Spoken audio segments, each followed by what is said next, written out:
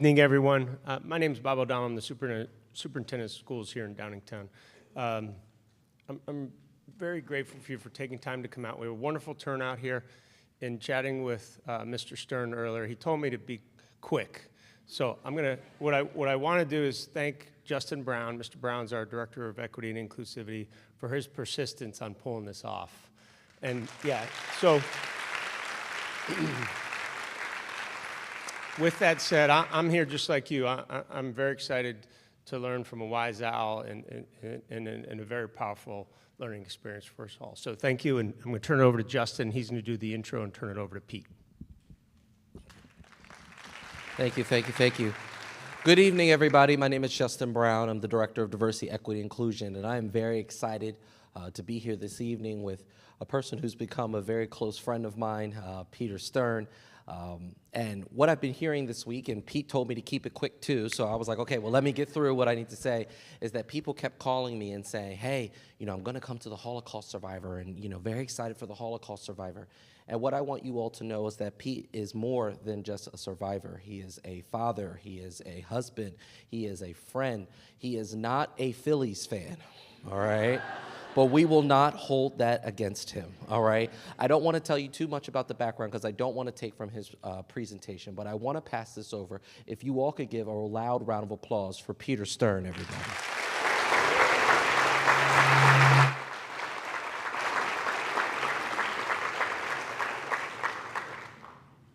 Thank you.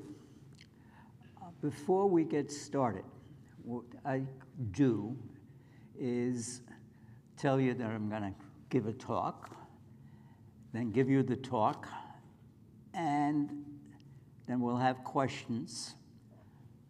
And then I want you to answer the question I'm about to give you now. And that is, why is it that we, survivors of this and any other event, come and talked? What is it that we want? So keep that in mind, and also keep in mind that I do a lot of talks at schools, and that means the last time I spoke was at the beginning of May, and here it is almost October, so I hope I don't leave any of my life out of this. But nonetheless, I start by telling you my name is Peter Günther Stern, which is a Germanic name. My brother's name is Samuel. I was born in 1939. He was born in 1939. I was born in 1936. In 1935, the Nazi government passed what are called the Nuremberg laws, which is sort of ironic because that's where I was born. And the Nuremberg laws were the laws that essentially deprived Jews of their citizenship, of their means of making a living, of getting an education, of everything. And they also deprived Jews of naming their children. The law stated that if you were a Jewish girl born, you had to have a name like Sarah, Rachel, Ruth. Boys would be named Israel, Abraham, Samuel. I said the law was passed in 35. I was born in 36. Why? How did I get away with it? The Germans did not want to publicize what they were doing. So they waited till after the 1936 Olympics to publicize the laws. So that's why my brother is Samuel. And those laws, as I described, were basically like the Jim Crow laws that were here in the United States, except that they were a little more severe in terms of names, but certainly not in terms of where one could live. Why don't we get that first picture?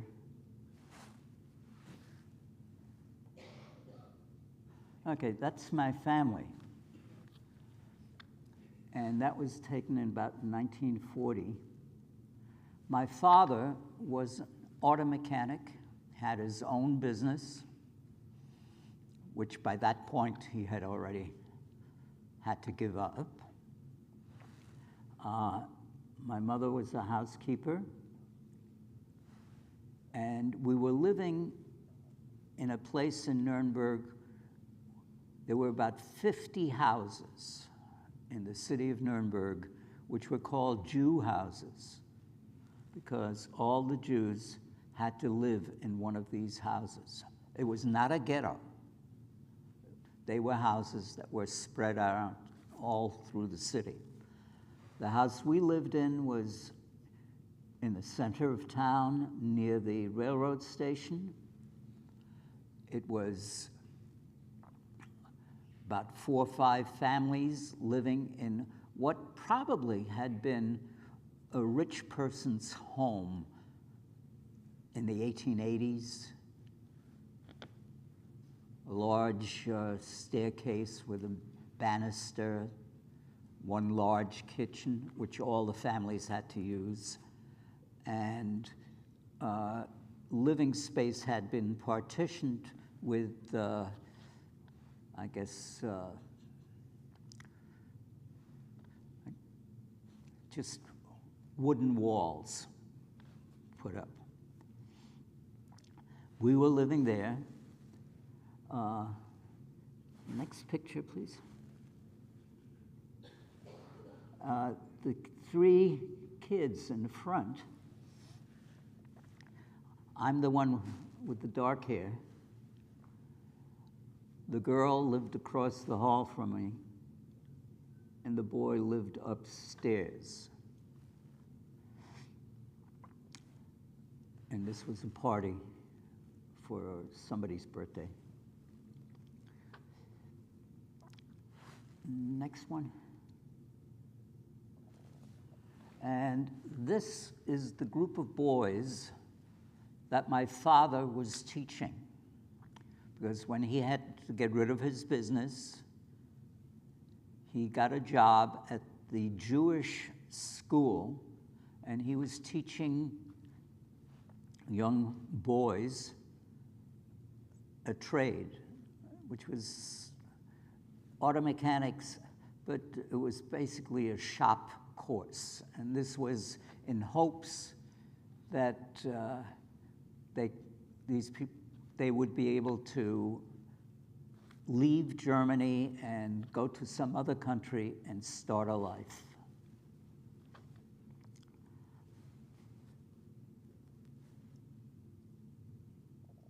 This was also stopped at some point. By the way, when I refer to time, you have to remember I'm talking about when I was not quite 6 years old to 9 years old, when it was all over. So my concept of time is a fuzzy thing. But nonetheless, there are certain dates that are known, and in November of 1941, we were taken out of that house, put to a locale in Nuremberg from which we were all shipped to the east, to Latvia.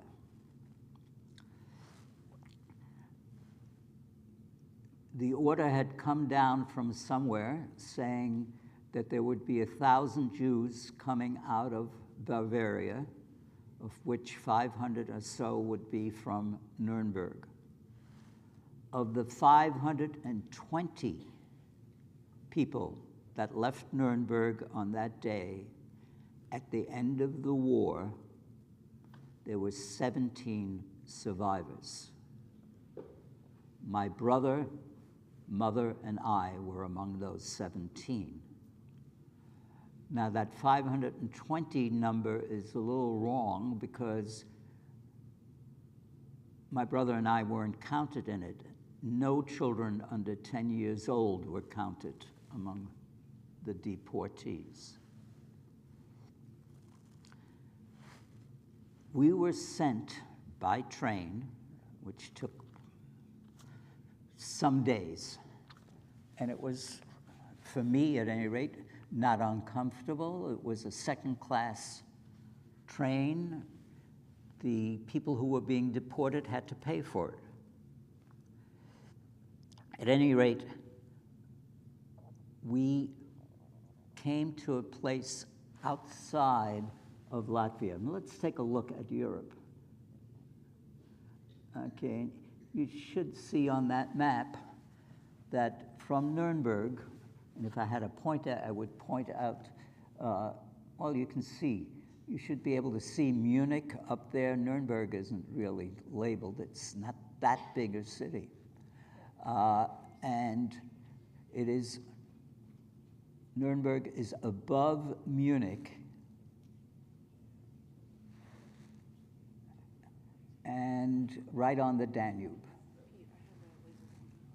What? I'm able to do it. You can do it? Oh, okay, fine. So that from there, we went by train through relatively newly conquered Poland into Latvia. And we did not go to Riga directly. We went outside of Riga to a place called Jungfernhof. And maybe the next map should be even clearer about those things. Okay. On this map, which is a map put out by the German government now, which shows all, not all, but a majority of all the camps. You will also see up there some skull and crossbones. And forgive me, I've forgotten the red or black significance, which is which? Red is the death camp. Okay. The red skull and crossbones are the death camps. These were the concentration camps which were designed for killing. Auschwitz, Treblinka, and so on. The black skull and crossbones are places of mass slaughters. So a lot of people have heard of Baba Yar in the Ukraine. And then there's Rambula, which is a forest outside of Riga, Latvia. And in order to make place for the people that were being shipped from Germany and Austria to the ghetto, the Nazis decided to make some room in the ghetto. And they took 20,000 people over a 3-day period and marched them from morning to sunset to the Rambula Woods, where they had dug trenches and shot 20,000 people. We arrived to Jungfernhof the day that started. There was one train that had come from Germany that was also sent directly to Rambula.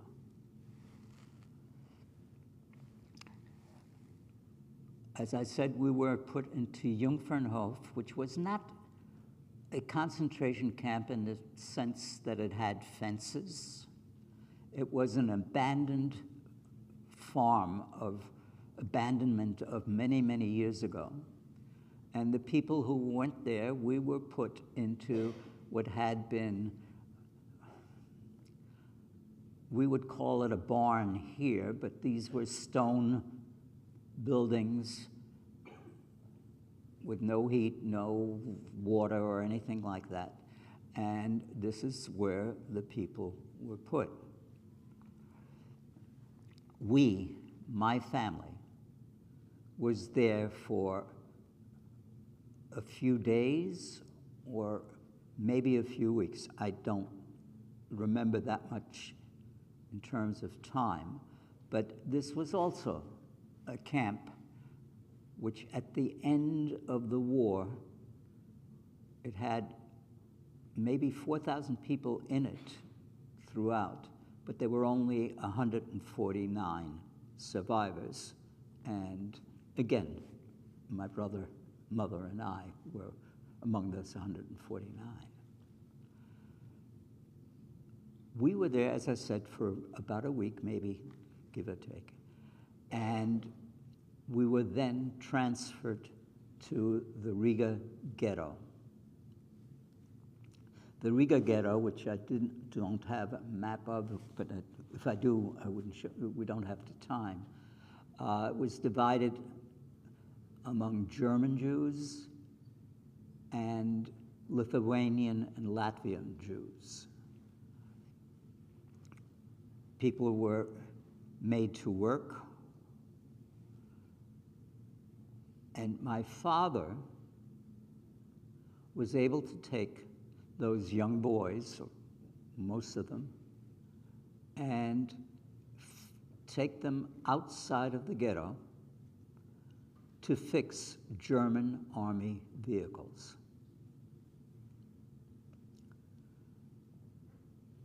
After, again, some time in the ghetto, maybe a few weeks, my family was taken out of the ghetto, and we were put into a building somewhere in Riga, which was part of a whole lot of little complex buildings, a complex of little apartment buildings, which most of them had German army personnel in, except the building we were in. And my father would take the boys to the place to fix the cars every day. And the other people in that building were made to sort the clothing that had been taken from the people who had been killed. So the clothing was sorted into men's, women's, children's, summer, winter, whatever the people had brought to what they thought might be a new life was being sorted to be shipped back to Germany. Again, the amount of time we were in that building was somewhat questionable in terms of the time that I can assign to it. And then we were moved directly to the place where the cars were, or the vehicles were being fixed. And again, it was relatively comfortable. My family, we had a room with a kitchen. My mother cooked, again, for the boys. And they fixed cars, did work. We were there till probably the spring of 1943. And then we were moved to Russia directly. And there is a, oops, that's me, interference. No, that's not you. At any rate, we were, Laser pointer. If I can get this back on. Give me 1 second. okay. Ah, let's see if I can. Up on the top in Russia, there's way near the pink area. My brother told me this is where we ended up to fix cars. This was in a farmhouse.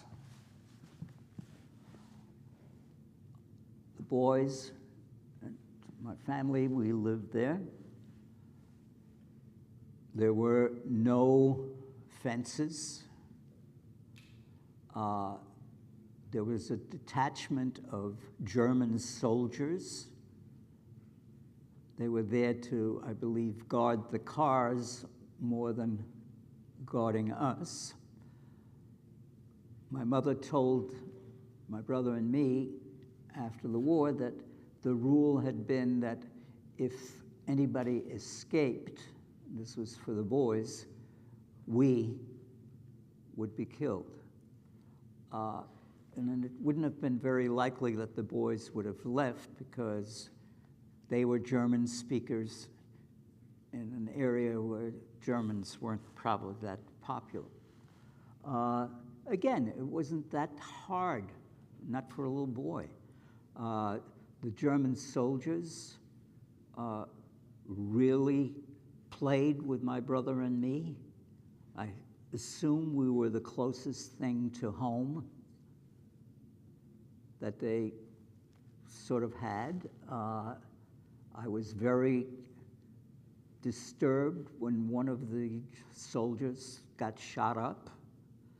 And I remember waking up to machine gun fire one night. My mother told me that this was something that happened just about every night, but my brother and I slept through it. While we were there, and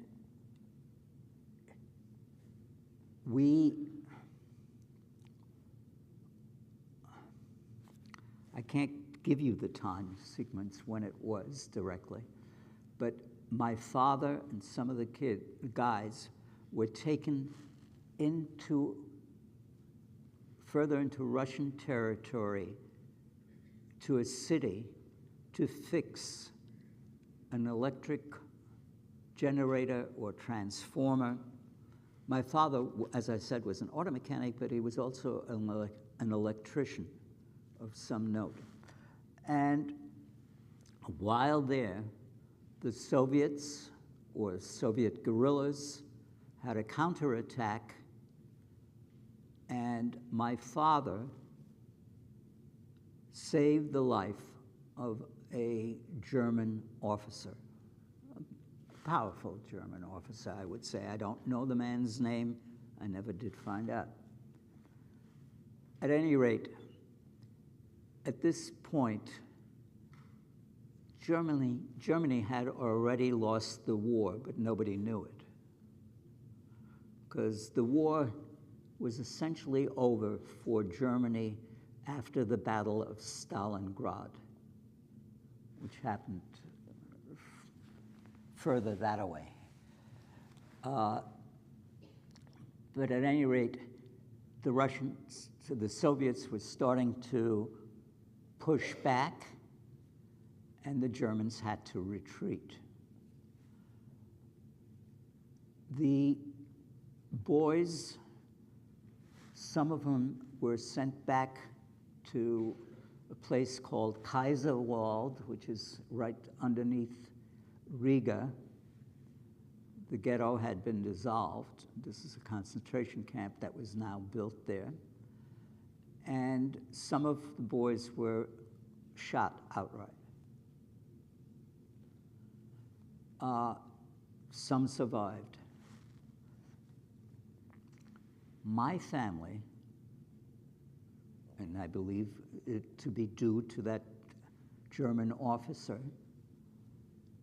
was put into the men's civil prison in Latvia. We were put into a cell on the second or third floor of that prison. My mother did not leave that cell for the approximately 3 months that we were there.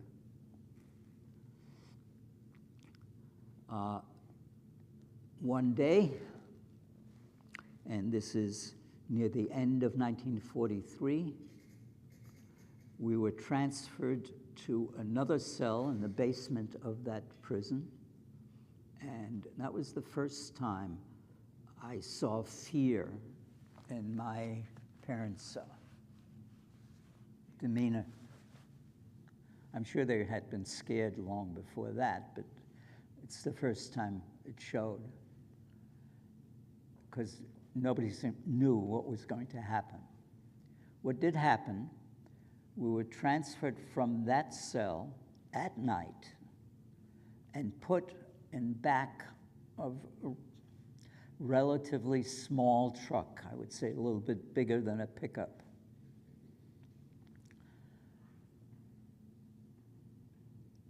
And there were other trucks of that size in the convoy that was going back to Germany.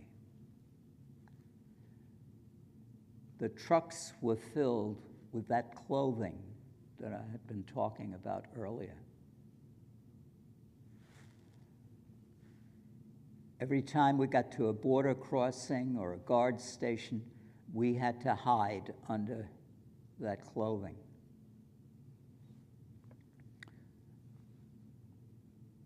We got to Germany, and I believe it was Berlin. I don't know for sure, but I do remember going around in a city looking for someone that the soldiers that were essentially our guards and guardians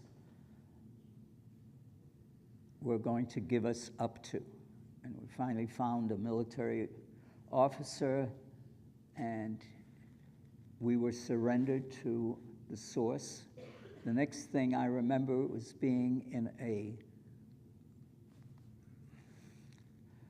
I guess, courtroom, a judge yelling at my parents, and my family was separated. My father was sent to Buchenwald, which is, let's see if I can point it out. I can't see from here. At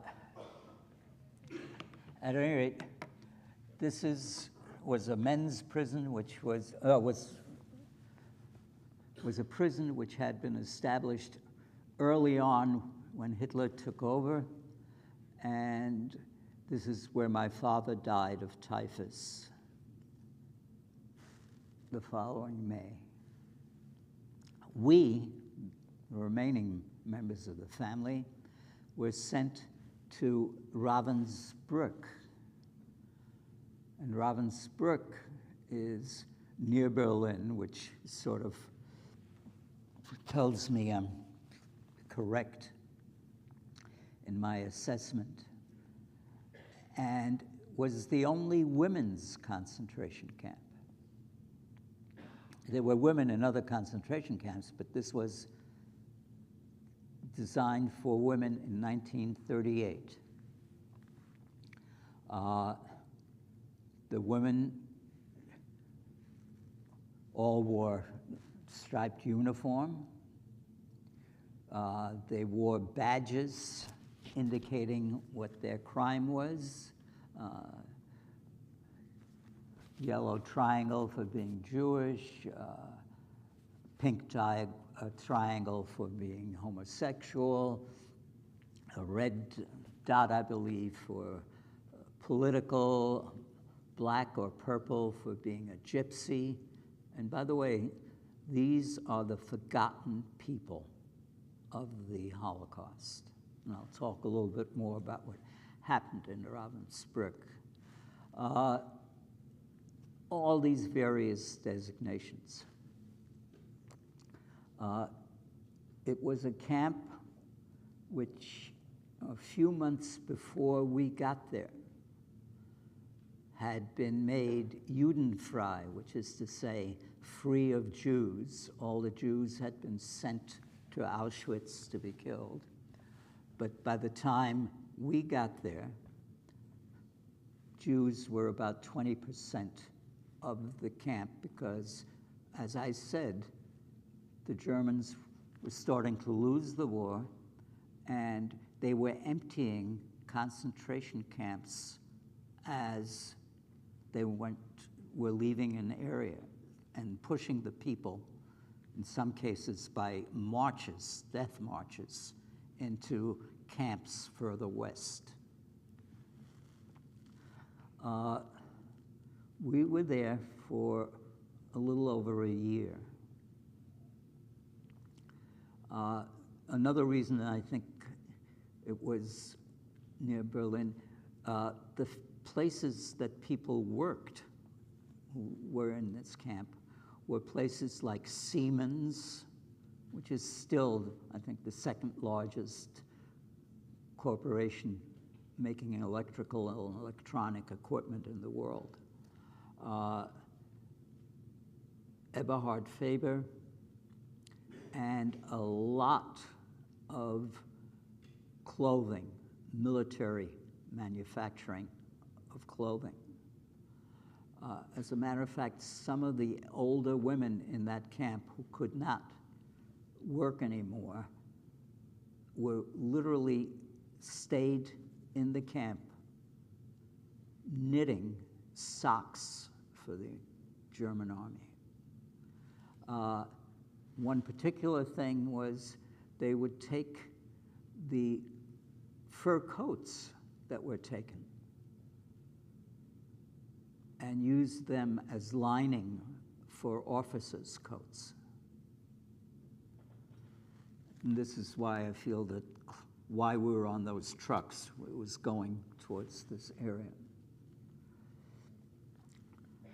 By February 1945, the Germans were literally invaded. The Soviets were already on German property. And we were being emptied out. And we were put onto the cattle car. And if you look at the distance between Ravensbrück and Bergen-Belsen, it is not that great. But it took us days to make that trip because the train would be stopped, put on a siding. It was horrendous. All the people in a cart, no water, no food, 2 holes in the floor for any bathroom needs. And that was it. So people died on that ride. And when we got there, we were in pretty bad shape. But at any rate, we were marched into Bergen-Belsen, into smaller barracks than existed in Ravensbrück. And this was, I think, 2 weeks after Anne Frank had died in Bergen-Belsen. We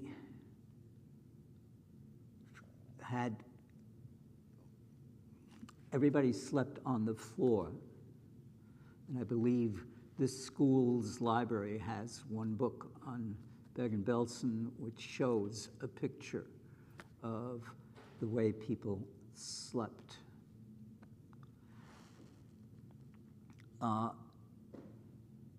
It got worse and worse, and in April 15th, I think that's the next picture,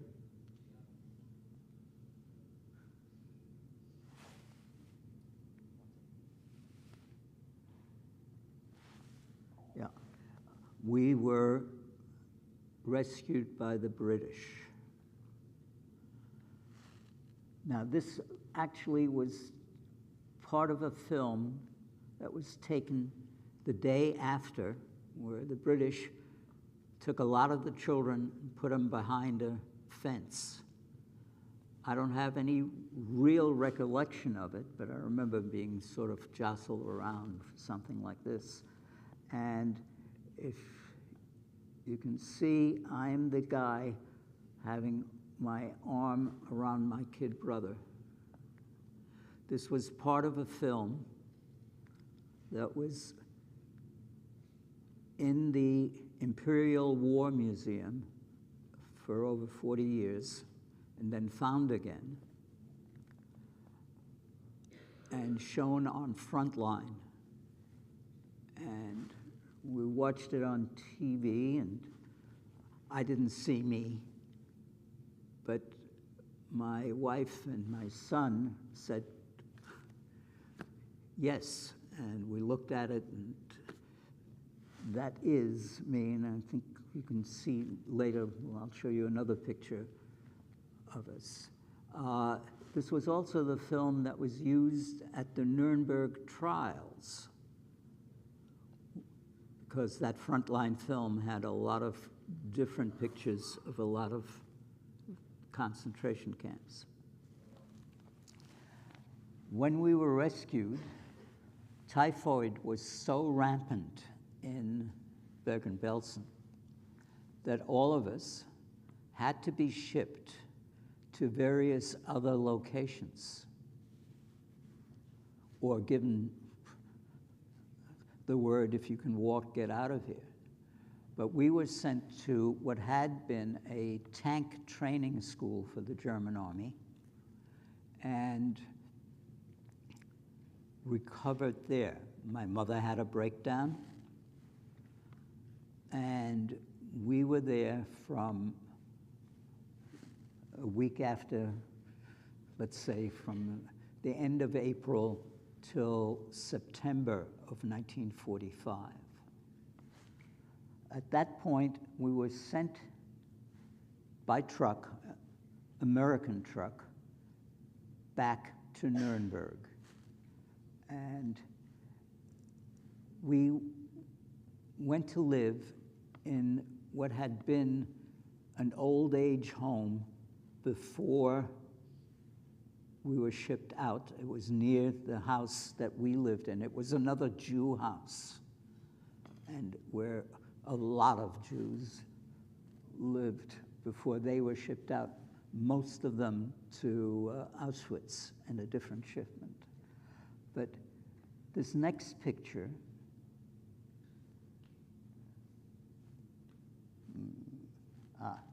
is probably the most unusual picture you will see of what happened in the Holocaust. In this case, of what didn't happen to the Holocaust. The people who died in the Holocaust right away were the young and the old. And here we are, 2 children still,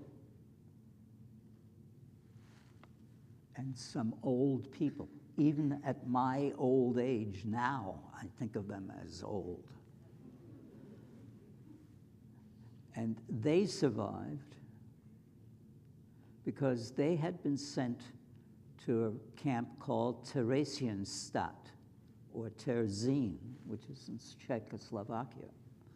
And this was the camp that whenever the International Red Cross said, hey, we hear bad things about how you're treating the Jews, they would show them this camp. And I don't know why the Red Cross never asked to see another camp. But nonetheless, they would show them this camp where the prisoners would have been issued new blankets, which were taken away after the Red Cross left, and showed them all the things that were good about that camp. And compared to all the other places, it did have better things. And it had old people, because they wanted to show that there were old people surviving. Children, as I said, didn't survive very long. My mother said to my brother and me that we were the only two German Jewish children who went into the camps as children and survived as children.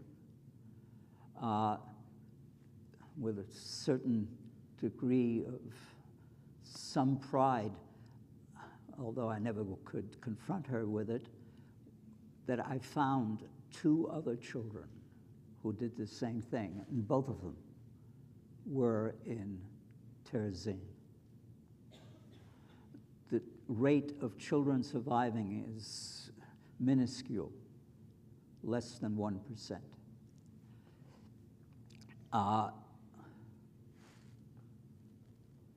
We stayed there in Nuremberg, in that place, for about a year. I tried going to school, I couldn't do it. And then we moved to a displaced person camp in Munich. And from there, we moved to another displaced person camp in Bremerhaven, which is the port city.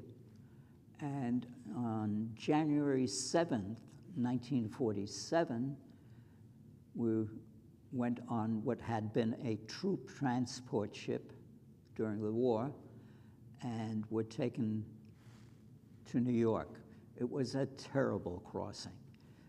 Some of your parents and maybe some of you will remember the snowstorm of 1947 that was talked about for a million years while I was growing up in New York. And it affected the Atlantic in a bad way, so we had to drop anchor in the English Channel for I don't know how long. So we left the 7th of January and arrived the 27th of January. When we arrived, I was put on Ellis Island because they found a spot on my lung, but I was still, a day or so later, I was given a clearance and we landed. My mother's two brothers met her. One of her brothers had come to the United States when he was 18 in 1933 and served in the Army during the war. And the other one escaped from Germany with a legal visa and landed in England the day before World War II erupted. In other words, end of August 1939, he landed in England. Next day, war started. He was a German speaker, and the English put him into a camp. And by the way, for information's sake, concentration camps were invented by the English during the Boer War.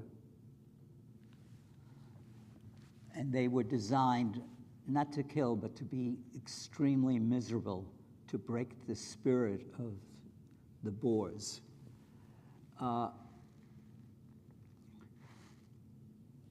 He was then transferred to Canada, and that's why he was able to come down to welcome us.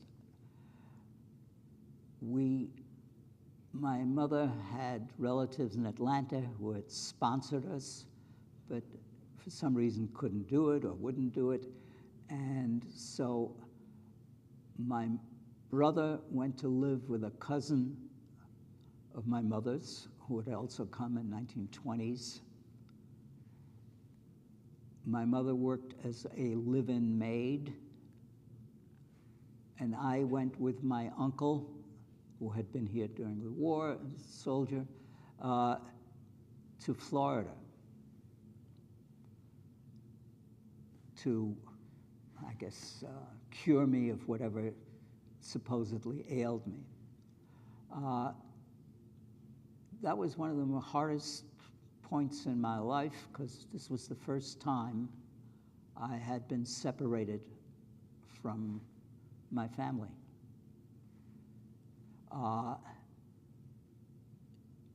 It also didn't help coming to Florida. There was nothing recognizable from somebody who came from Northern Europe or even seen New York that prepares you for palm trees, small houses. As I say, the only thing that was familiar was the Shell gasoline sign, which is the same all over the world, and the way black people were treated. It was deja vu all over again. I was in Florida for, as I say, let's say, beginning of March till the end of the school term. My school term, I was started in the 5th grade, which was age appropriate, but since I hadn't ever really been to school and it was in the wrong language, I was put back to 2nd grade. I finished, and at the end of the school semester, I went back to New York. My mother had married my stepfather, who's also in this picture. He's, well, since I can't point him out, he's a relatively young-looking guy with a bald head. But if you go to the next one,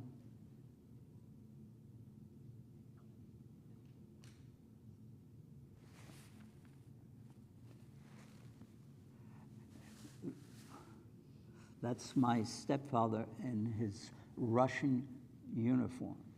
He has a Russian army uniform because he was born in Germany, spoke generally only German, but had been deported in 1938 to Poland because his parents had come from Poland, and the Nazis deported all Polish, ex-Polish Jewish citizens. He happened to be in Poland, the section which Russia took over when the Nazis and the Soviets divided Poland between them. And he had been working as on a road gang when the Germans broke the treaty and attacked the Russians. And he and the rest of the people in that work group ran ahead of the Wehrmacht and ended up in Russia, where he then joined the army and essentially fought his way back into Europe. And his MO, which is an American term, at any rate, he was a mine detector. He, with a stick, sometimes a dog, walked in front of tanks to get the mines. He had one minor wound. He kept talking about the fact that his major wound was when he was playing soccer for his division, that he was injured, and they literally had to take him by train back to Russia. His leaving Russia is another story. But at any rate, my mother and he married, and we had an apartment on 23rd Street. I went to school, now in the 3rd grade. Halfway through, I was skipped into the 5th grade. At the end of 5th grade, I was put into 7th grade, and everybody said he's all caught up. It ain't so. I don't think I ever really caught up. But at any rate, at the end of 8th grade, I went to a vocational high school, partially because my academics were very poor and got some poor advice. And I went to a vocational high school to learn to be a refrigeration mechanic. Had I stayed in that business, I would be a richer person. But I never even practiced it. At the end of high school, I was able to go to a junior college, community college, which took me 2.5 years to get through.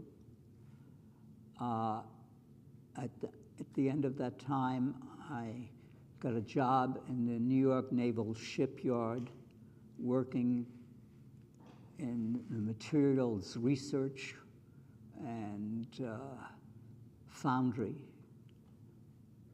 And I fell in love with the making of metals. And I was able to get admission to the Missouri School of Mines and Metallurgy. And by 1961, I was a metallurgical engineer. I came back to New York and worked as that. Met my wife, got married, moved to Connecticut, and at the end of 10 years of being a metallurgist, I switched to being a middle school science teacher, which I did for over 30 years, and have been retired ever since. And I am just about ready to take any question after I have a drink.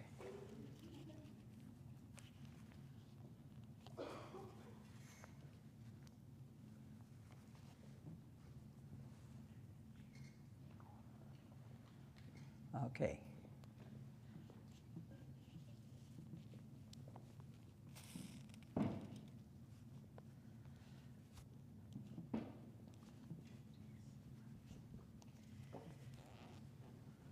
Hi, Hi. thank you for being here. I'm glad that you were here. Sorry.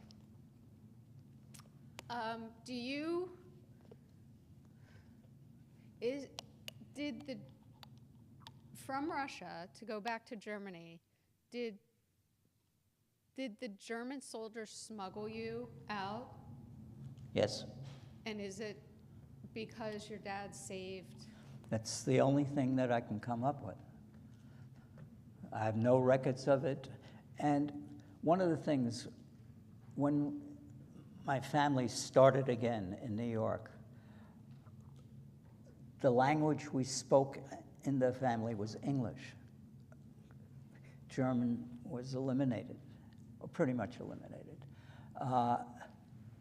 Excuse me.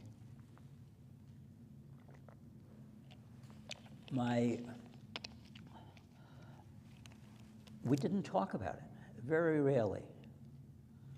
And all the questions I now have, I have no one to ask of.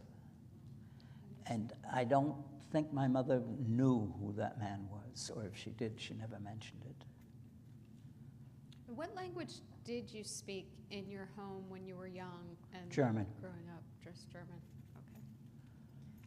When in Ravensbrück, where the children that were there, and there were quite a few children there, some of them were from the Netherlands. Now, they may have been Germans to begin with because a large group of Germans emigrated to the Netherlands believing that this was a safe place. But I don't know, but there were a lot of kids who came from Poland, from the other camps. So I believe that we, the kids, spoke a real mixture of things, and we were able to communicate. And the dialect of Bavaria is not that far off from Yiddish. So I don't remember having any problems communicating with the other kids.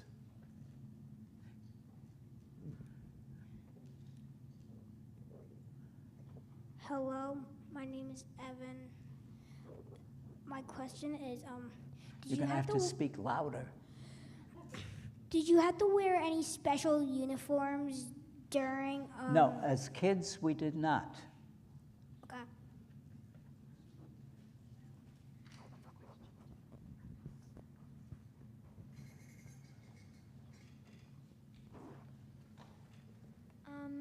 My name is Phoenix, and thank you so much for your service to this community by talking about your experience in the Holocaust. I promise you that your experience will never be forgotten. And my question is, was there any good memories you had from the Holocaust?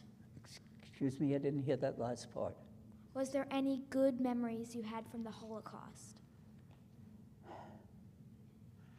I assume that for some people,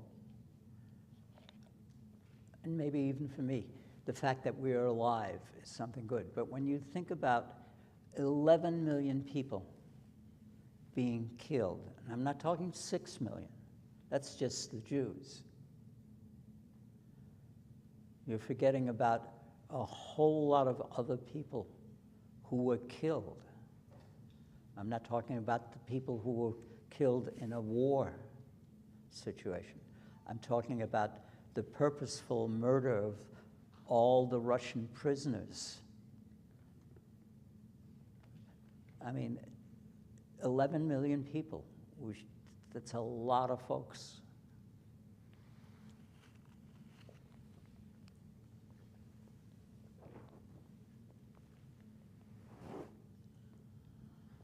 Yes, hello and welcome. Do you know other survivors in the area? Are there any groups of survivors? I have met other survivors in this school. There used to be a program where, pre-COVID, where we would come here every year and speak to the 10th grade, I believe. And so that's where I met some others. But most of them were hidden children survivors.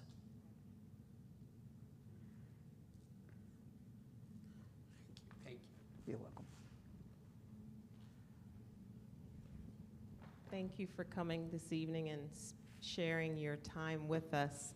My question to you is, how have you been impacted by some of the resurfacing of the book burning and things like, well, you know, trying to eliminate history, et cetera?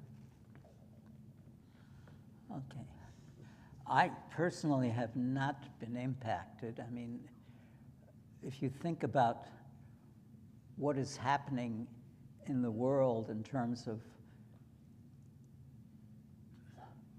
its rush to conservatism, it's a scary situation, but that should be for everybody, not just me. I hope you people have been thinking about the question I asked you.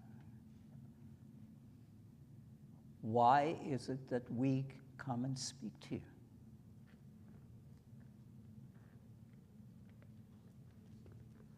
We want something. There's some volunteers right here. So it doesn't happen again. All right. I'm not going to say yes or no to anything, but I want to hear more than one answer. There are a lot of people in here.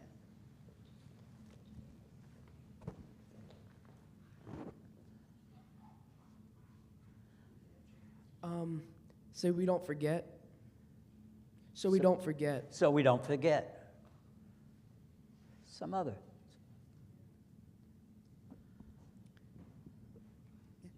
By talking about it and talking about experiences, whether it's the Holocaust or any other historical significant event, you know, to know better is to do better, and the more we talk about it, the more we remember, and the more we learn from past mistakes, and we don't make sure that it doesn't happen again.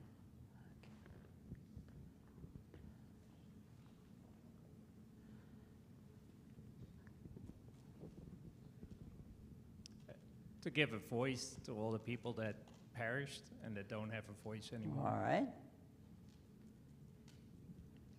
And also to humanize it, to realize that these just aren't stories and pages, that you represent you are a real human being, that this represents real human beings that were impacted.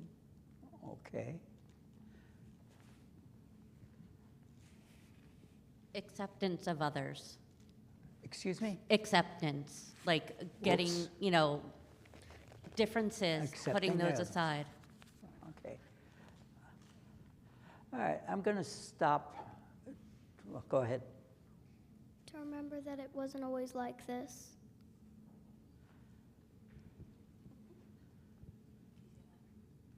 To remember that it wasn't always like this. To remember, I didn't. It wasn't always like this. It wasn't always like this. Okay. Let me just say something. Oh, there's one more hand over here.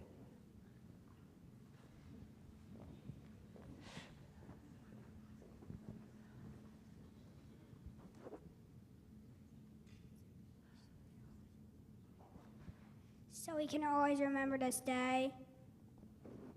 I didn't hear that, I'm sorry. So you can always remember. Okay. Let me just say a couple of things. These are the answers that I always get, and they're all true.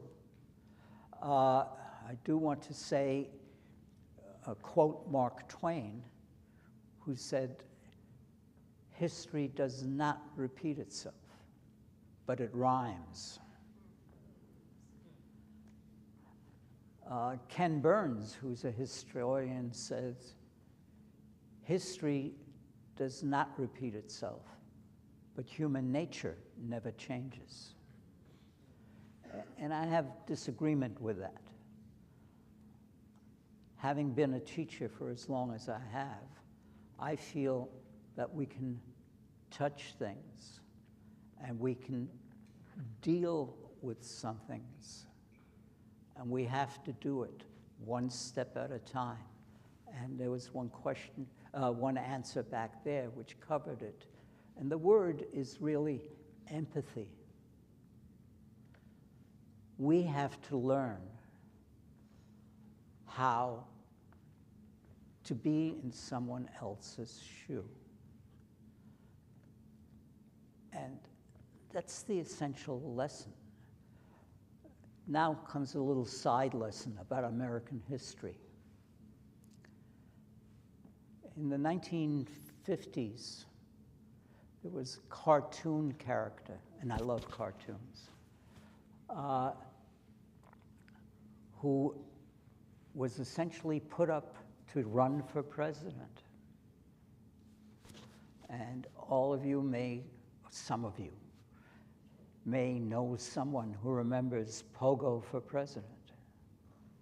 And Pogo was a creature of the Okefenokee swamp. And he was very perturbed about what we were doing to our world. And the cartoonist, whose name is Walt Kelly, who came from Philadelphia, put it in one thing. And that particular cartoon says this: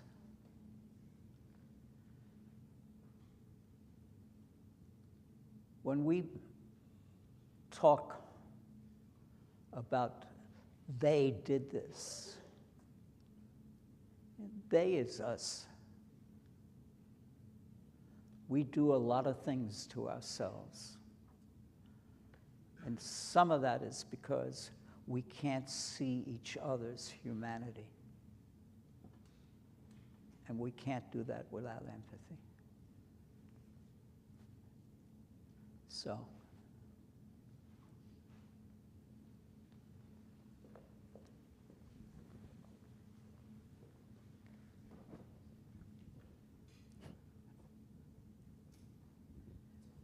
trust it. I was born in the Netherlands in 1937, and we were occupied by the Germans for 5 years. I wonder if you ever visit the Anne Frank house? No, in I've never been to the Amsterdam? Netherlands. Although I eat dinner. I live in a CCRC, which is a continuing care community. And one of the people who lives there, who's a man in his 90s, was a refugee in the Netherlands.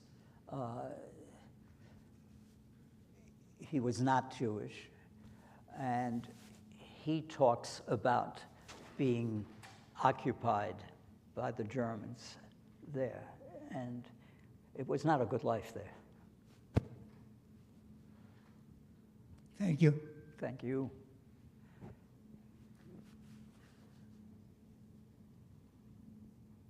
Thank you again for coming. I have a question. As a child, you don't absorb all of the horrors, but it sounds like you were very aware. How long did it take you to feel safe or secure again after this experience? I don't know, but let me say this. There are things that are very near the surface that I wasn't aware of. My wife and I, after we retired, we decided to go to the Galapagos. And we went to Quito, Ecuador, where we started. And this is a country which is poor. They don't have their own money. They use American money. But every authority figure had a weapon. Many of them had more than one. You walked around and people, even the crossing guards had weapons. And all of a sudden, I was scared. One other time, I spoke at the Westport Country Playhouse. I lived in Connecticut for 46 years. And this was after the performance of The Diary of Anne Frank. And I waited backstage while the play was ending. And all of a sudden, they had a siren, which I hadn't heard since the war. And all of a sudden, I felt that same fear. Now, is it ingrained? Is it something I'll ever get rid of? I don't know.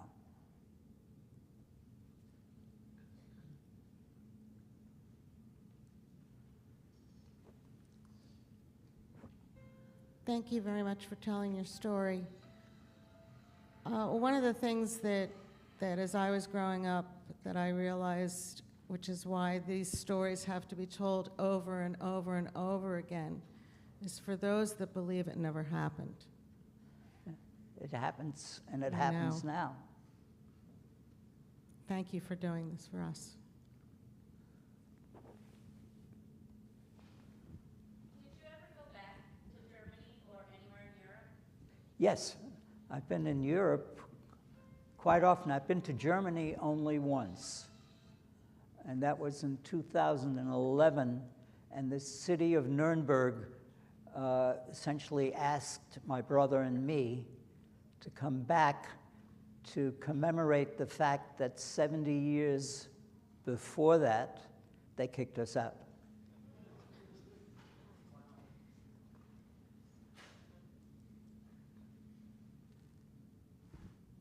Have you ever had an opportunity to discuss this with your brother? We talked about it a lot. He was a professor of biology at Boston University. He passed away this May.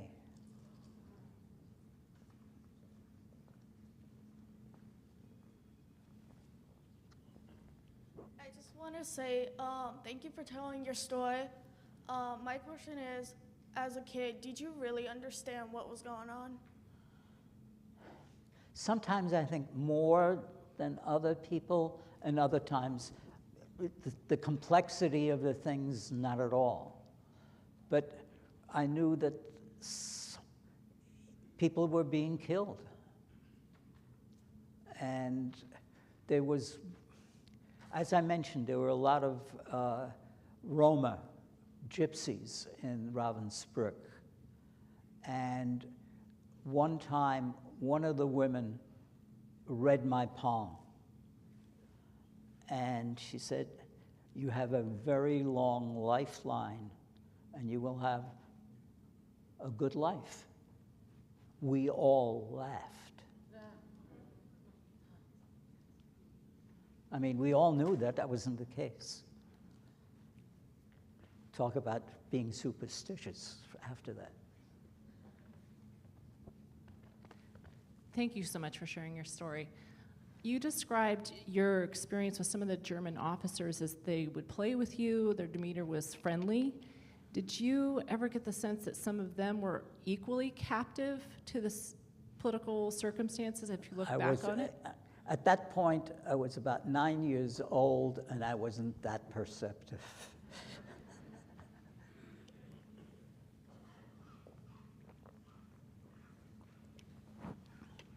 Thank you so much for being here.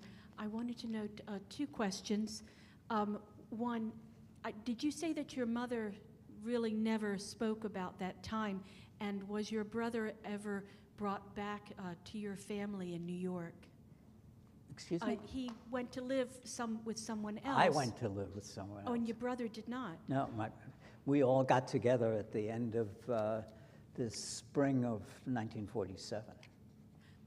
Wonderful. And your mother, so she never spoke about the war? We occasionally, there would be some mention of something or other, but both my stepfather and my mother essentially, and I tried to do the same thing, and I try to tell you the same thing. We should know the past, but we can't live in it.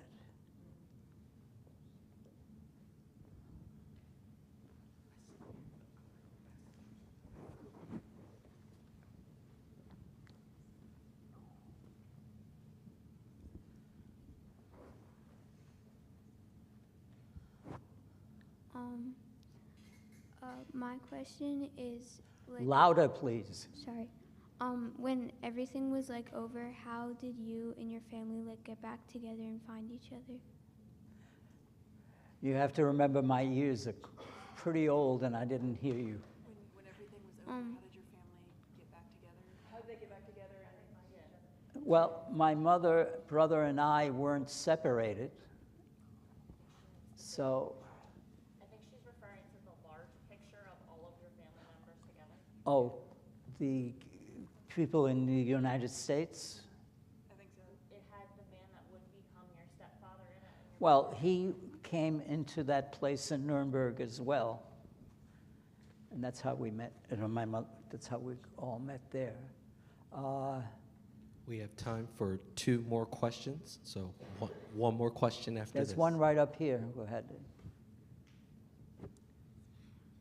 Did you ever know why they separated you from your father? It was common.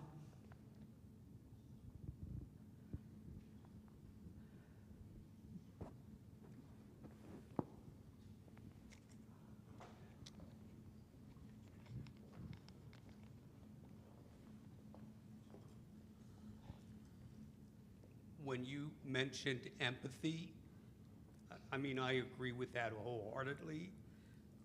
All my life, I've tried to fight against prejudice. And today, well, I just moved back to Pennsylvania, and I went to a synagogue because I wondered with the anti-Semitism what you can do. But in Denver, I went to 5 different mosques, Hindu temple, just, you know, you just try to learn about other people. And there are interfaith groups. And I'm just, you know, we need to learn about each other and stop the hate. Thank you. I'm going to swing over here. There's a student. Hi, sir. I want to first thank you for being here. And my question is, when you came to America, did you ever experience any anti-Semitism when you were here? Probably, but let me say this. I got to be a metallurgical engineer. And the advice I got when I announced that was, don't go into that field because it is not a field where Jews do anything. I was stubborn and I didn't believe it, but yet there were places which didn't hire. I went to a school which was a state school, but had fraternities that did not take Jews or Catholics. This was a common thing.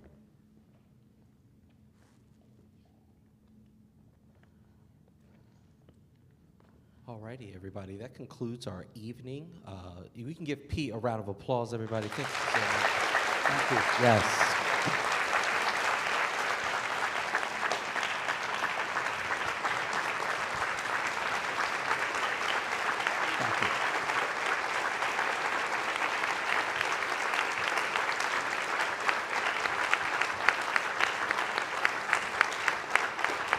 Pete will be available at the end to meet and greet you all if you would like to meet Pete or if you have additional questions. Thank you all for coming out this evening to our workshop series, our speaker series. We will also have additional speakers in October for Anti-Bullying Month. So until then, take care of yourselves and each other.